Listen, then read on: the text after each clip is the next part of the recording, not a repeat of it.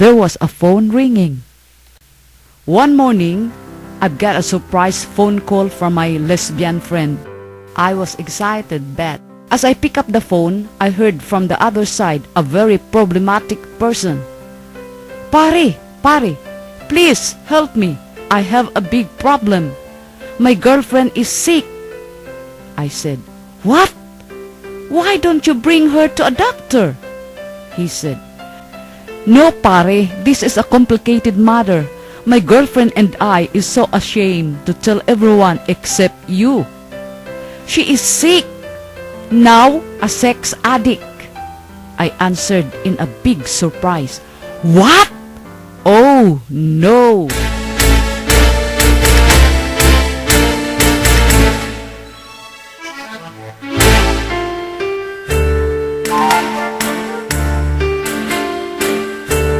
Hi guys, I'm Sean, the explorer and sex influencer. Welcome back to my channel. Before I proceed with my story, please subscribe and hit the bell for notification. If you have something to say, please comment below. I would really love to hear from you.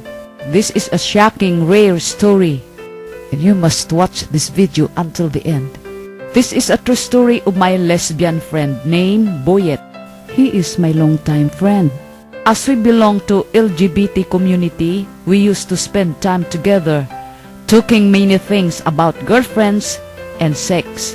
We shared ideas and learned from each other. I may be someone that can be relied on because many people came to me for an advice. As we go on further, here's a friend of mine asking for help. Let's find out what the problem is all about. It pertained on his girlfriend who became a sex addict. Her name is Jenny and the relationship was almost 1 year. According to the story, Jenny never had any sexual experience with men. She was a virgin and Boyet was her first time. Why did she become a sex addict? Let's find out the mystery behind. So, before I could recommend Jenny to seek treatment with a professional, I met her with Boyet first because I was curious and interested in digging every details regarding their sex life. It was not easy for an addict to talk about certain problems like this, but I made an effective approach for them to reveal their experiences without shame. I learned that during the first sexual encounter, and since Jenny was sexually innocent, she did not come. The second encounter, she made up to 2 orgasms. From time to time, the orgasm had increased to 5, then 10, 20, and the maximum was more or less 40 orgasms. It was one setting only, 20 to 25 minutes of making love, 10 minutes for stimulation, and 10 to 15 minutes for the act, followed by multiple orgasms. I asked them if they have the ability to count the climax when they were in the height of ecstasy, but their revelation was supported by a sex tape recording, and there was figures to count how many times Jenny orgasmed. It was wonderful listening to a real multiple orgasm. Oh, the shaking voice, the scream, fantastic! Jenny also told me she had numerous double or dual orgasm. The clitoral O and G-spot O exploded at the same time. It was very intense, she said. Wow, it seemed to be unbelievable, but it was 100% true. If Boyet will not stop, she may have a never-ending orgasm. That's what she said. Being an open-minded person, I was not shocked by their story. But it was the professional sex therapist who was so surprised and shocked. With mouth open and eyes widely open as if she saw a ghost upon hearing Jenny's story. Once a virgin got a lesbian partner, multiple orgasm up to 40 times? Who wouldn't be strongly surprised? The therapist said that this was the first time she encountered this kind of patient. After the psychological evaluation, Jenny was diagnosed with compulsive sexual behavior.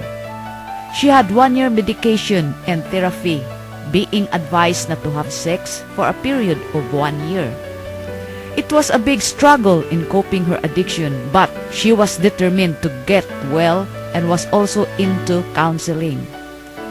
In one of her visits to the therapist, she was encouraged to try a relationship with men, to see the difference and to have a normal sexual life. Jenny refused by saying that she loved her partner so much. Besides that, she heard from other friends that men are not capable of giving women an orgasm. The therapist said that it may not be as many orgasms as she expects to be with a man, but she can teach him. She believed that Jenny is an orgasmic woman that can possibly orgasm with a man too.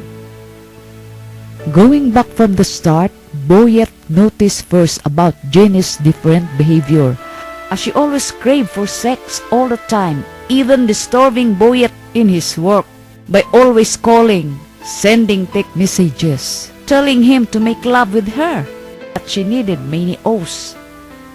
When Boyette confronted her, she admitted that she loves sex so much that she cannot live her life anymore without sex. So then, Boyette was so confused and worried. Both of them don't know what to do, to whom they are going to talk to, where to seek advice and help, until they decided to call me. That 1 year treatment for Jenny was a big success, and she was back to normal. However, after a few months of her recovery, she broke up with Boyette for a unknown reason. Boyette was heartbroken and could hardly move on. But few months later, part of his moving on was to try another relationship with 2 women at the same time. Playboy. Of course, these women doesn't know each other. Secret. I asked Boyette how his sex life going on, and he replied that it was just the same. Both of them, the 2 women, has a never-ending orgasm. And it all depends on him when to stop the sex, then finish. No matter how Boyette tried his best to move on, he still loved Jenny so much and could not stop thinking about her. A year had passed, and one day, Boyette and I attended a special event. Upon our surprise, Jenny was there too. Wow! What a coincidence! Nakakakilig.